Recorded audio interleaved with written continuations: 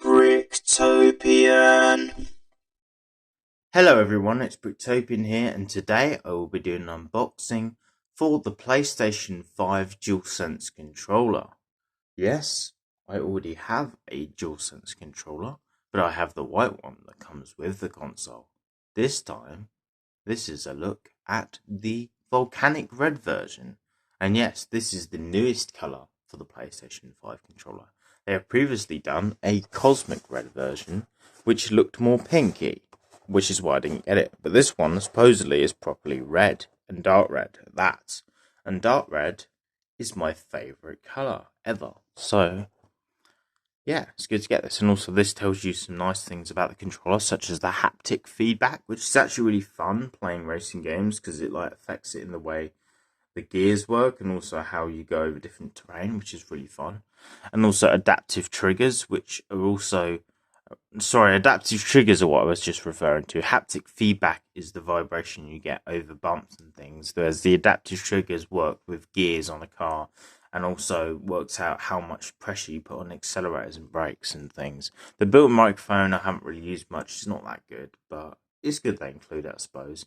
And signature comfort, I guess, is a reference to the fact that this controller is really nice to hold, because as I've mentioned in my unboxing video for the PS5, the controller feels a lot more comfortable in the hand than, say, the PS3 version, which is a bit small in my opinion and can make your hands ache over a certain amount of time, whereas this controller I found really comfortable. I actually prefer the dual analog sticks as well. I think they're actually better. They're smaller, slightly smaller, but I actually find them more comfortable. You get a touchpad on it, you get the buttons for the X, the circle, the square, and the triangle, and they are actually all one colour. They are highlighted in white, unlike all the other PlayStation controllers in the past, which have had them colour-coded. You also get the nice D-pad, which is actually slightly more inset into the controller, and I think it actually feels a lot more comfortable, and the controls feel easier to push down. You also get these buttons here and here. One is a creative button, which is for doing screenshots or videoing, and the other one is for a pop-up menu. And also you get the other buttons, and you get the PS button in the middle, and a little, and the LED that goes around it. But anyway, without going on too much more, let's open the box and see inside it.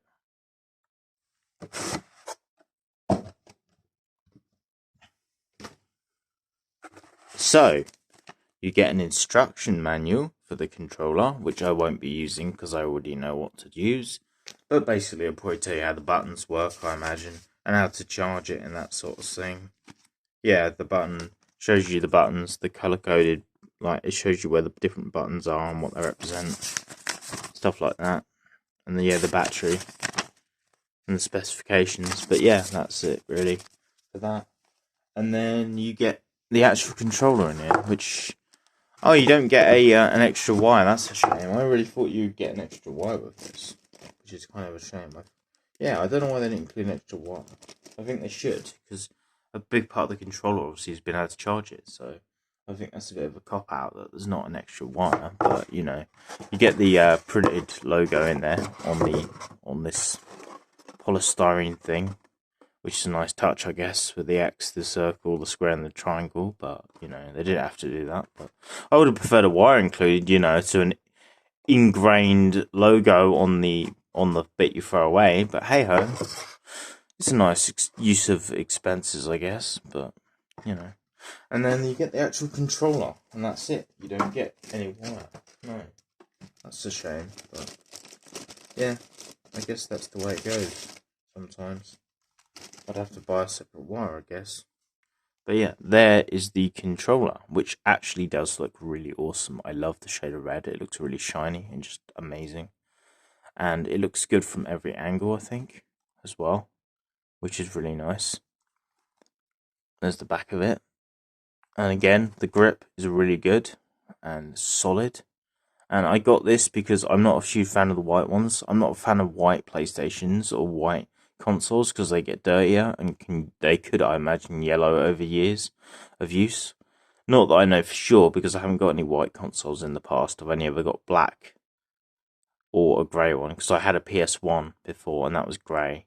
And I've had PS2, PS3, the Wii, the DS, the 3DS, and all of them have been black. So, but I really love red controllers. I got a red one, like I say, for the